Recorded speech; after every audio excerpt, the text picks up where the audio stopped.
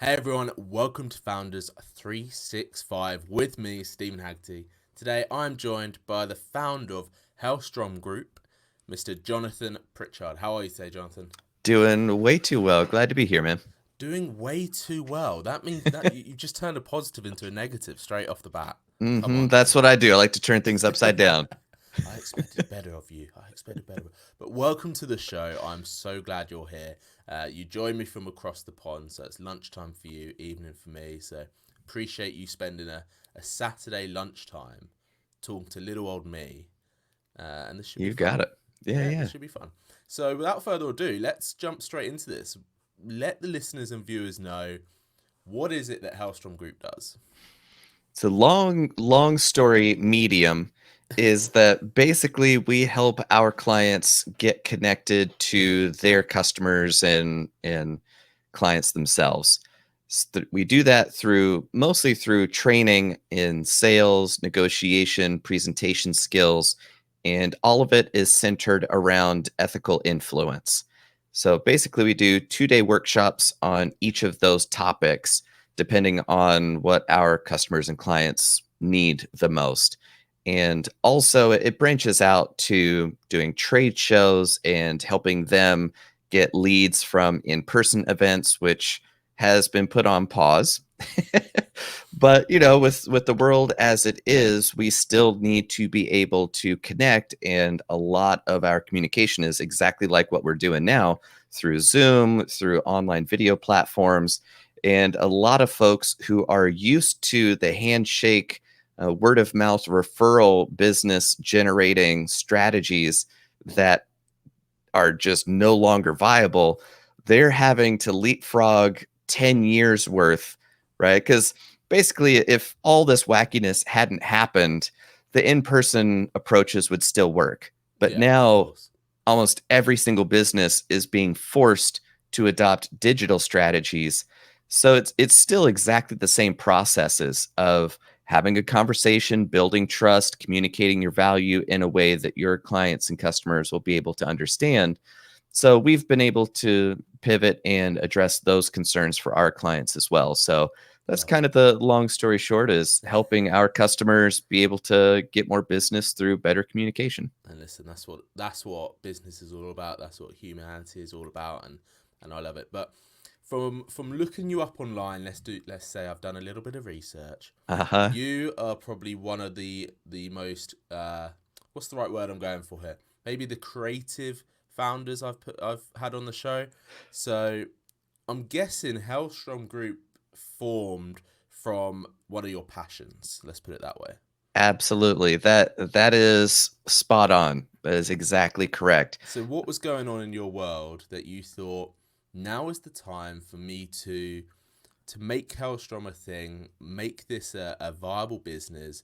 Because I mean, you're going to go into the story, but what you do, like you said before the live, like the evening work, Mhm. that that is something that is super interesting and something that I know from people that who do that kind of work is pure passion.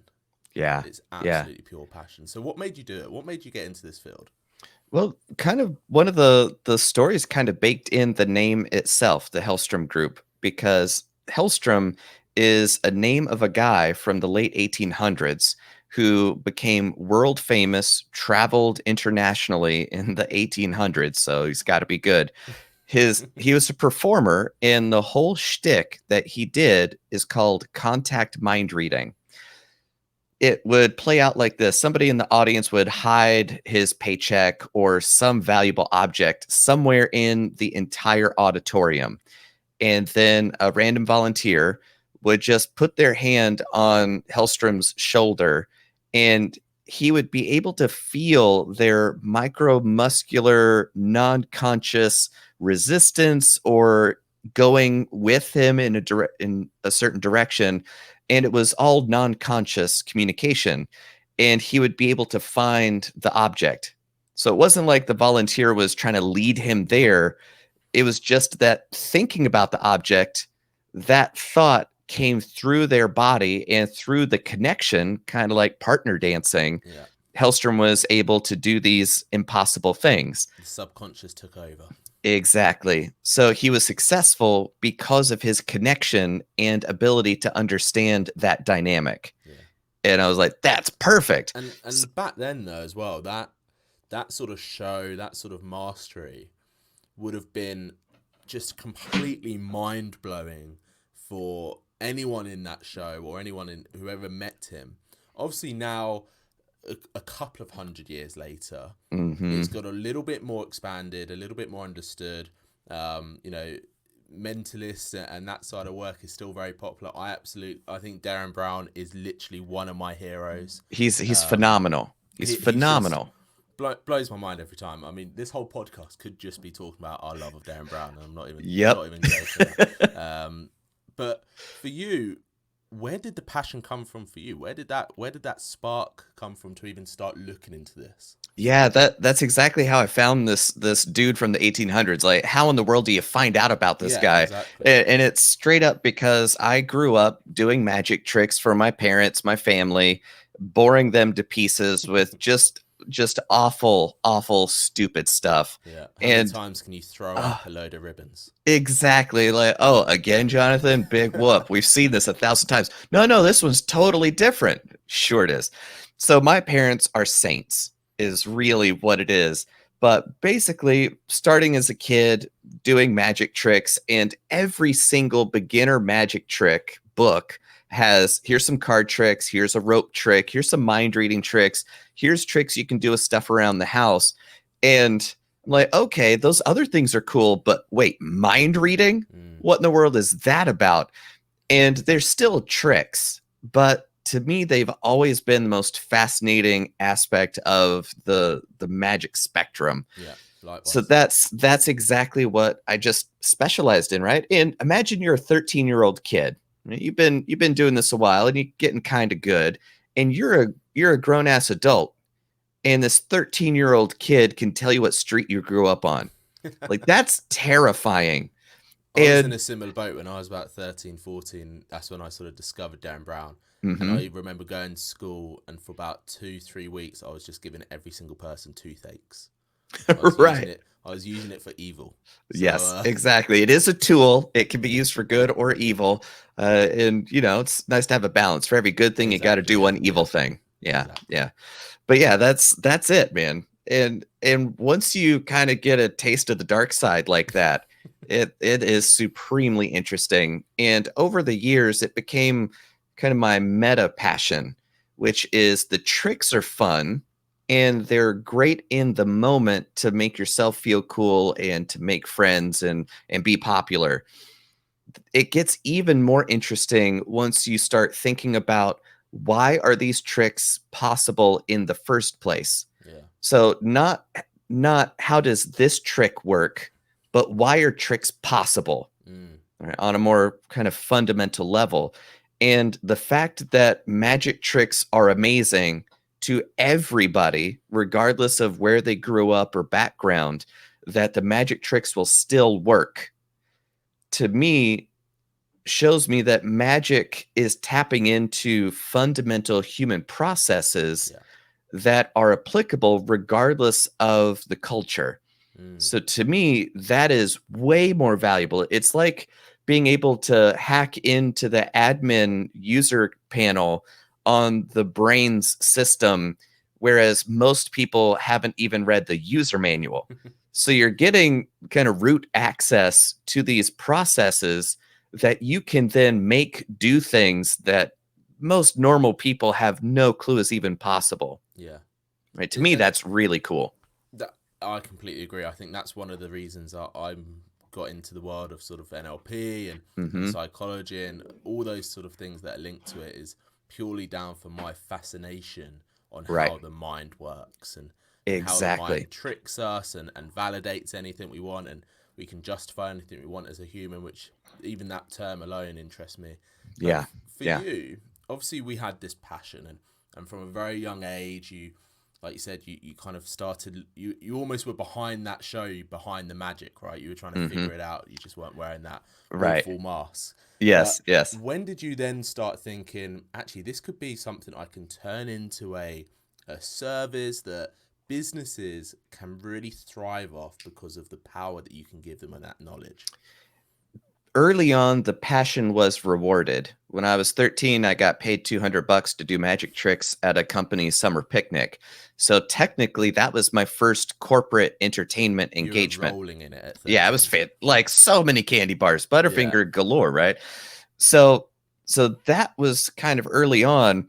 And then I transitioned into being a full-time performer right out of college and went on the road and performed mainly at colleges.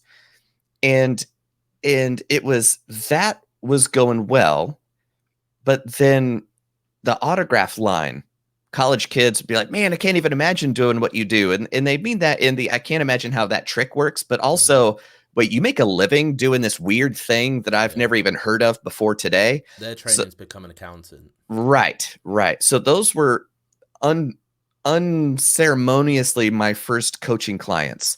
So talking to them for 5 minutes, and then I started getting emails like 2 years later going, hey, thank you so much for taking the time to talk to me. You blew my mind.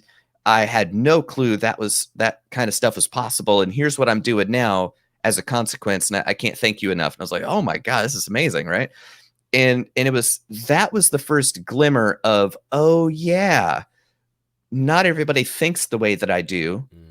The psychological principles I use on stage, you know what? I've been using them off stage in my own career because I grew up as a poor kid in North Carolina. It's mountains. It's very poor area of America.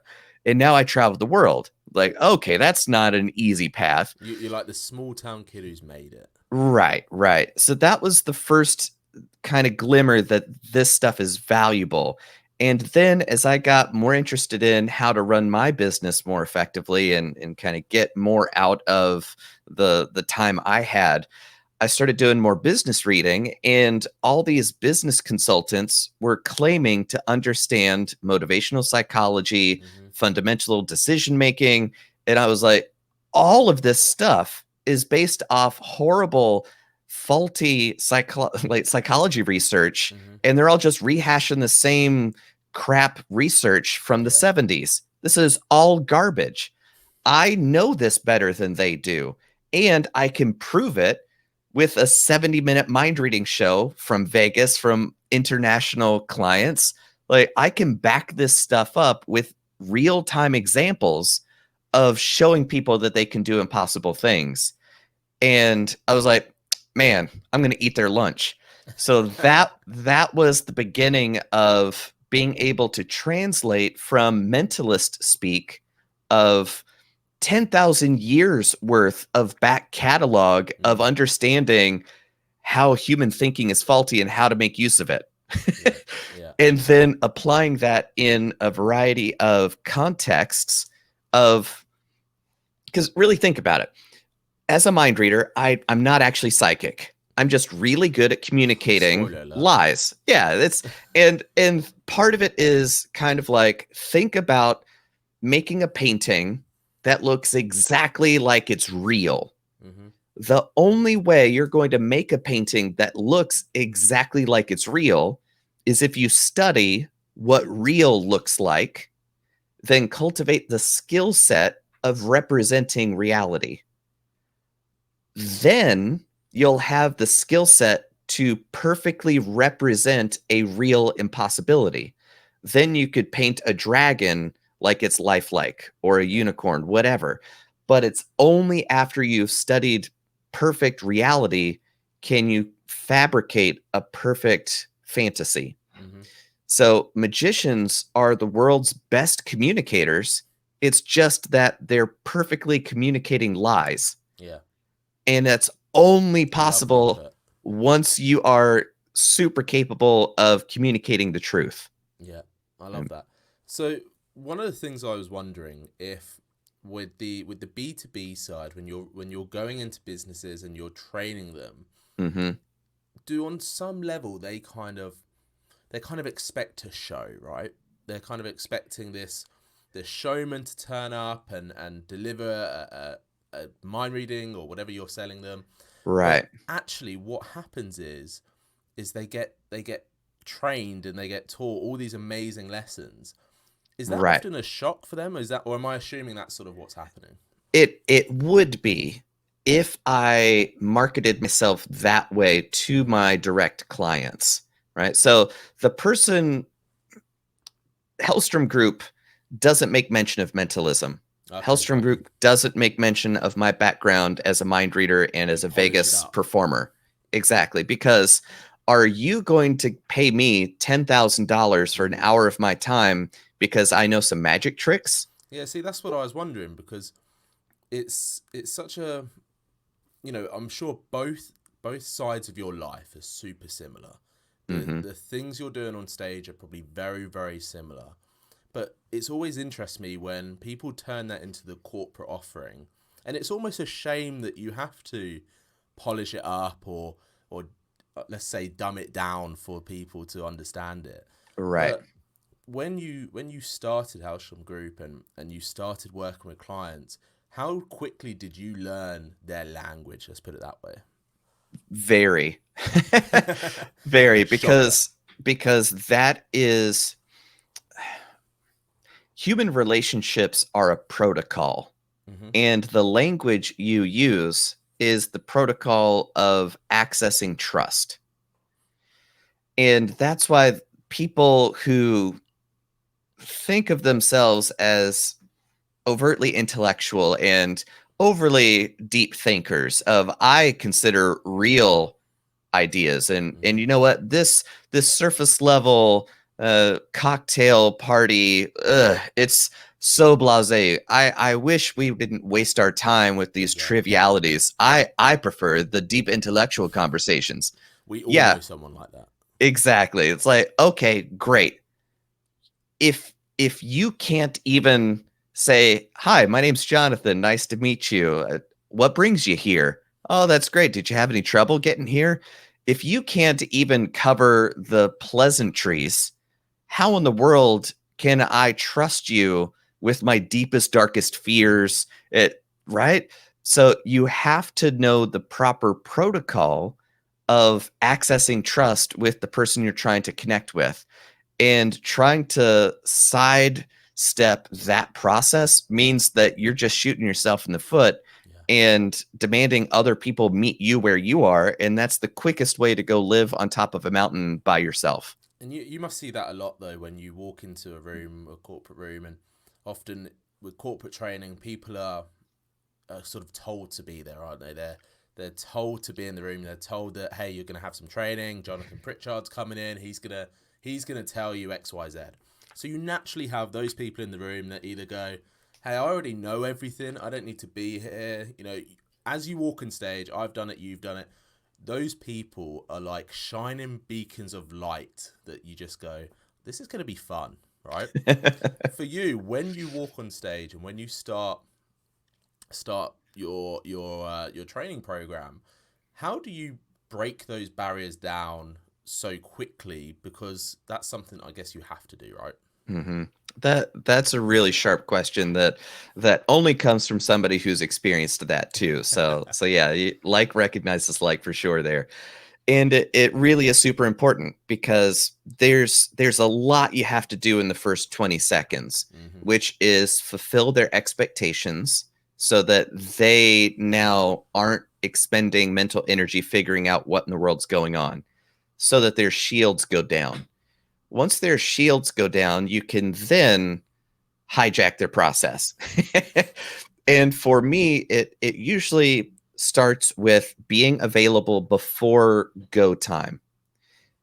So if it were more like a performance and everybody goes, "Oh, you can't see the performer before it," right? It ruins the illusion. I'm actively working to appear like a normal human being. Sure. Like that's my mission, is to just be a Whereas if normal it was that person. that waiting time, that level of expectation is just going up and up and up as everyone's waiting. Right, right. And also on the other end of the, oh, this guy's going to be full of himself. Oh, Hmm. here's another corporate trainer jerk who's here to tell me his about his new latest book. Yeah. I've been in sales for 15 years. He's got nothing new to teach me. Right, Exactly. exactly. So I think about every single person that's in that room, and think about the trust that they're showing just being there in the room, even though they're being told that their paycheck depends on it. But even still, I need to respect their time as much as humanly possible. So I have to make it worth their attention from the first moment. So I start with that kind of appreciation for their witnessing our time together, right? So Get them on your that's side. right. Instead of being like, well, I'm the expert here and they're gonna bow to my will, and then now it's a battle of egos.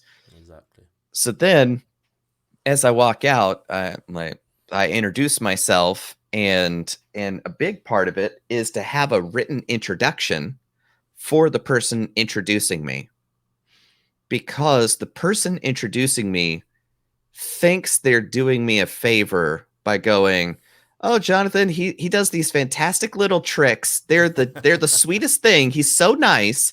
And oh, you're just gonna love him. He just like your It's uncle basically did like your tricks. gran trying to introduce you. Exactly, because it's usually somebody in the HR department who's just super lovable and likable. That's exactly the wrong way to set the tone for these salespeople who are just really hard boiled. Like, yeah, I've been around the block before. Exactly. So having a written introduction and making it super clear that say exactly these words is a good way to start the conversation.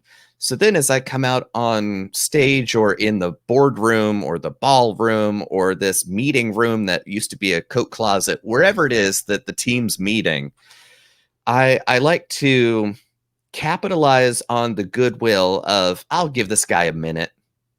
I'll give him a minute to see what's Let's going see on. what he's got.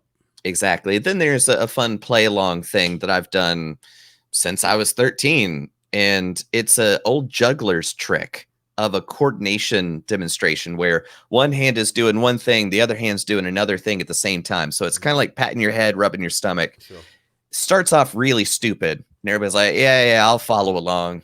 Okay, the other hand, yeah, I'll follow along. Okay, now we're going to do both of those at the same time. And then they're like, wait, what? I'm like, yeah, we're going to do both of these. I'm like, oh, all right, here we go. I'm the only person in the room that can do it because it's a really, really wacky kind of percussion, drummer, syncopated, different time signatures at the same time kind of weirdo thing. Yeah. And it's nonverbal, but it gets the idea across. I can do things that you can't. Yeah, so powerful. And it's a fun thing. We're all having fun, and I don't say that explicitly. It's just done, right? There's no arguing with it, and it's stupid. It's a stupid little human trick. Like, who cares? Fact as well, right? So exactly. The moment that is seen, they can, like you said, they cannot disprove it. Exactly. They've seen that you can do something that they can't. Their ego is going to go down a little bit. That barrier that we know is up is going to come down. I absolutely love that way of just using that. I'm sure there's a name for that first minute or that first 20 seconds, but using that first minute when you're on that in that room. Yeah, I just think of it as like good graces. Right? The polite attention before they decide whether or not to invest or disengage, and that's it. Exactly. And then so I was just gonna say, then there's a little more involved collaboration piece because, like, okay, you just demonstrated a skill that sure you've practiced before, but then I do kind of a lightning addition trick where random numbers are called out and create this random jumble of digits, and it's like 3 6-digit numbers, and then I add them up before they could even get through it on their cell phone, and then the total is the day of today. And then that's just like, wait a minute, I actively tried to screw him up. I tried to throw him weird numbers. I know that there's no way that should happen because I actively tried to interfere with this process just to give him a good ribbing, and it still worked. Okay, this guy's a little scary. He's right. So it's still a very friendly, like, all right, guys, here we go. But it's still in the back of their lizard brain, it recognizes that okay, this dude's different. Yeah. There's something going on here. You instantly earn respect. Right. And then I go, all right, how many of you can say the alphabet backwards? And it was like, no, I've never had sufficient motivation to learn that stupid. I don't even want to waste my time. And you're like, well, I have had that motivation. Exactly. And then we do kind of a reverse auction of, all right, how long would it take you, sufficiently motivated? How long would it take you? And most people are like a week, a day. And then there's one dude who's like an hour. And I was like, oh, so you could do this in an hour and you're 47 years old and you've never spent an hour learning to do this trick? And he's like, yeah, okay. It's like, what, 57 minutes? That'd be too short. Where's your limit, right? So then he finally is like, all right, yeah, 30 minutes would be too short. I couldn't do it. Just for everybody there to buy into themselves that it's impossible for them to learn to do this thing within 30 minutes. Mm-hmm.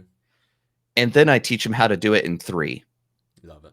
And then a dude who is the biggest skeptic does it in 3 minutes. And then they're just like, oh my God, what is going on? So now they're just full of questions. Now I can pull the curtain back and explain exactly how everything's worked. And now they've got a context to see actually how simple it is once you understand a system. And that is the sales conversation. That's the negotiation process, that system, right? So it's all about understanding the thought processes within a particular experience or context enables you to do things that seem impossible if you don't have that understanding. Mm-hmm. And by then they're just like, oh, okay. Yeah, this guy's on a whole other level. Yeah. I want to hear what he has to say. When you leave a company, when you've done this and people are in the room going, that was amazing, I've actually learned something, whereas the last 7 trainings they got in, they probably didn't really learn anything. Or turn to workbook, page 73. Exactly, yeah. Yep. And oh, don't forget, I've given you all a free copy of my book that's on your desk, Right. When you leave it, and obviously, having that feedback with the corporations about actually you've created change in these organizations, which for you is obviously one of the missions, right? You want to create change. You want to make it so that they're better. They're better people. They're better salespeople, and overall the business is doing a better thing. How does that make you feel, knowing that if we loop this whole story together, it's like you started off by getting paid $200 for performing some magic, and now you're in a room teaching people not magic or illusions or anything, but you're actually teaching them how to communicate better. How does that make you feel as someone that's been on that journey and now obviously older and probably wiser as well? A little bit. Very little bit, but more, I hope. But really, it to me is the most meaningful work that I do. And looking back on it, the work that I do today really is just hyper leveraged value for my clients in exactly the same way that somebody decided to give a 13-year-old kid $200 because they thought it would be interesting and help their employees, even if it's just having fun. Mm-hmm. So to me, business consulting really is the most powerful way that I know how to make the world a better place in the maximum way possible, given my time on the planet. Yeah. Because I am 1000% convinced that business is one of the most ethical things that a human being can engage in. It is the voluntary exchange of value. You're giving me dollars, and I'm giving you my time, my knowledge, my experience, my whatever it is. And I value those dollars more than the thoughts in my brain. You value the thoughts in my brain more than your dollars. And we both have more value after that exchange than we did before. So to me, that is the most amazing magic trick in the history of humanity. So now a business can now provide that at scale for all of their customers and clients, but also by virtue of working at that business, the employees can feed themselves, can have a place to live. So if you can help a business help the employees be more effective at their jobs, the quality of their life is going to go up. The CEO's life quality is going to go up. It's also going to have a positive impact on every single customer and client from that point forward. So, in a single afternoon or 2 days of intensive training for just a room of 50 people, actually 16 people is our top levels, but we got more delivers. So if you're thinking about booking us, we can do it. But basically, in 2 days, you can literally change the lives of thousands of people who are going to be working there and doing business with that company alone. How else in the world are you going to help thousands and thousands of people with your time and energy? Yeah. To me, that to me is the best way for me to spend my time. Possibly So, yeah. the best answer to that question I've ever heard as well, because that just shows how connected you are to your business and how connected you are to what you want to achieve and what you want your clients to achieve, which hats off to you. You're obviously doing a fantastic job, and I would love to be a fly on the wall in one of your sessions. I think it would be so entertaining, but also just learning wise and everything in between. For you, Jonathan, you obviously have this huge passion, but what is it that still makes you want to do it outside of business? Because I know that you still do sort of little side gigs, let's put it that way. And for a lot of people, your business is doing well. You don't have to do that. Again, it comes back to that passion side. But is that also your like learning phase? Is that where you make sure you're keeping yourself in check? Actually, yeah, because live performance is unlike any other laboratory setting you're ever going to find. And that goes back to that weird psychology research angle, which is most of that research is done on college freshmen in a classroom just self-reporting. How do you feel about this? What, right? Yeah. Like, that's not normal. That's not representative of average humanity, right? Exactly. How do you feel about this very specific thing in this very specific moment of your life in this very specific environment? Right. But a performance is live data at scale of 100 people all at the same time are responding to my script, to my movements, to my pauses. Everything is communicating to that audience, and I'm getting real-time live feedback, even if it's through Zoom or video stuff as it is now. So doing the live performances is still that same fascination with connecting with other human beings. And helping them ignore their problems for an hour is still great. Even if I don't get a chance to show them and give them the tools to solve those problems permanently, like we do in the workshops, but still, it's an honor and a privilege to distract people from their misery for at least an hour. Lovely put. And I guess one of my final questions for you is, what's next? Because, like you mentioned, we're doing everything online now. What's next for you as a business? What sort of steps have you put into place so that you can still be doing what you're doing? So doing virtual coaching, virtual advising, doing virtual presentations and training. With the word virtual in front of it. Oh yeah, that is all the rage now.